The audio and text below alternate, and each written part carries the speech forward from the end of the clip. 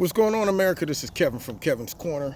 I'm out here with the dog of color and the white dog of privilege, and just got done watching Lisa Fox give her live explanation of what went on with the Jussie Smullet case.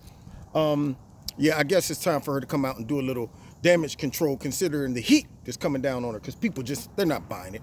And so we need to find out why she was able to give Jussie Smullet the slip out of all the trouble. Apparently, she was like, look, Jussie, I'm going to leave the back door open to the jail. Head out there. There's going to be a guy guarding the door. His name is Fatso.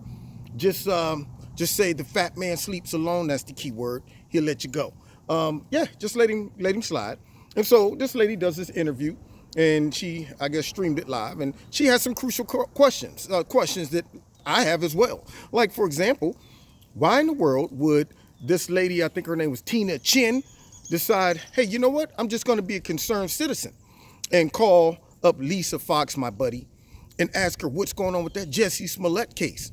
Apparently, she was concerned about all the leaks and stuff coming from the media, the different information that was coming out about whether he was cooperating or not. So I guess as a concerned citizen, she decides to call up her old bud, take time out of her busy day to just check in on the Jussie Smullet case. You know, yeah, that's my job.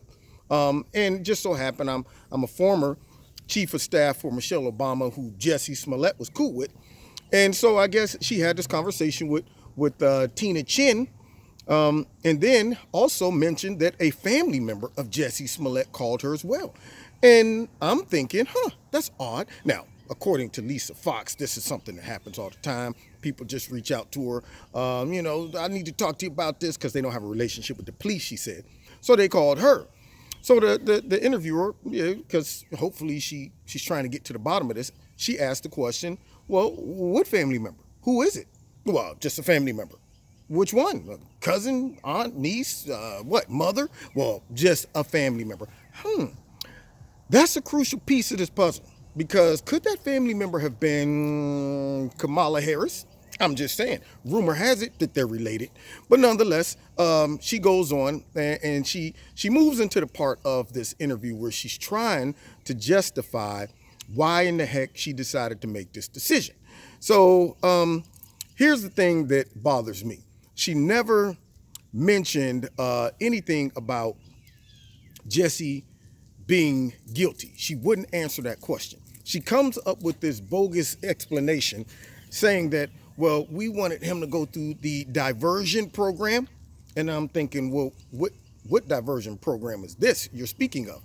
So we're trying to minimize people who have minor offenses going through the whole process where we come to a determined conclusion. So when you go through this program, apparently you don't have to be deemed guilty or innocent. It's just, I'm going to go through it just in case, I guess, just for fun. And because we don't want to drag it out, waste resources, time, and money, we're going to send you through this diversion program. And she said, this is normal. They do this all the time. And I'm like, whoa. Well, I guess that Chicago is the place to be for criminals. I mean, calling all criminals. If you just get to Chicago, you done made it to the promised land. That is where you can commit crimes and don't have to confess of guilt or innocence. Just put together a little deal where you do some community service, maybe pick up a couple pieces of paper, play with the kids at the park, push a couple people on the swing. Yep, I'm being a nice guy, see? And then you bounce. You get all your stuff expunged and everything. And so the lady asked her, well, if you had all the information, why didn't you prosecute? She said, was there anything wrong with the case? Lisa Fox, Lisa Fox was like, nope. My investigators did great work. So that means nothing was wrong with the case. It wasn't like they lost a witness or the information was jacked up. She just determined to do this for Jussie. Now, of course, the lady was like, well, don't you see how this can look a little suspicious? Yeah, I can see how it might look a little suspicious, but, I'm really introducing this new way of dealing with crime, and I wanted to make sure we're maximizing all of our resources properly. because we got all these other things going on and murders and stuff. And I'm thinking to myself, well, obviously Jussie didn't care about your resources because he took up a whole bunch of your resources. And yet you're now talking about, well, I'm doing this for him because of all the resources. Now, the lady also mentioned you knew this was a high profile situation here. So this ain't no normal, we're just gonna bend the rules for him. By doing that for him, knowing he's famous and he's connected and so are you don't think that made some suspicions just kind of rise up in some people and say, if this wasn't Jussie Smullet, would the same situation happen? Would I be given the opportunity to do that? I'm just curious. And see, here's how I look at it. She basically wanted to get him through this program without him having to confess or be proved to be guilty or not innocent. But here's the deception. He is going around acting as if he is still innocent. And that is the problem. So was the press release by his lawyer, who's talking about that's why you're not supposed to judge people before all the facts come out and try them in the court of public opinion. Well, here's the problem. We didn't get a chance to even try him in court. So what are you talking about?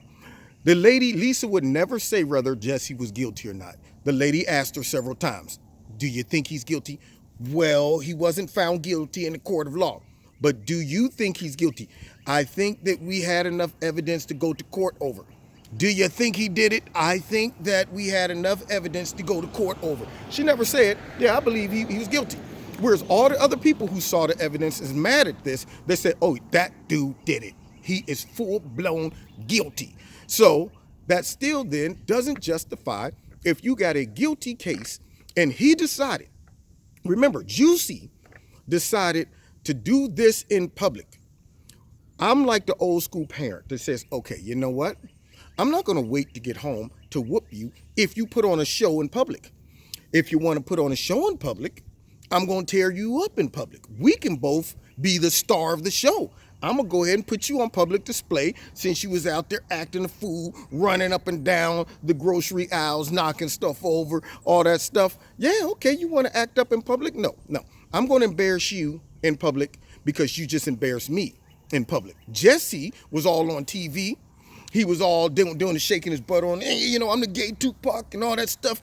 And then full blown brought all this national attention to himself by declaring all of these falsehoods and blew this thing up bigger than it could have ever been. He wanted that attention.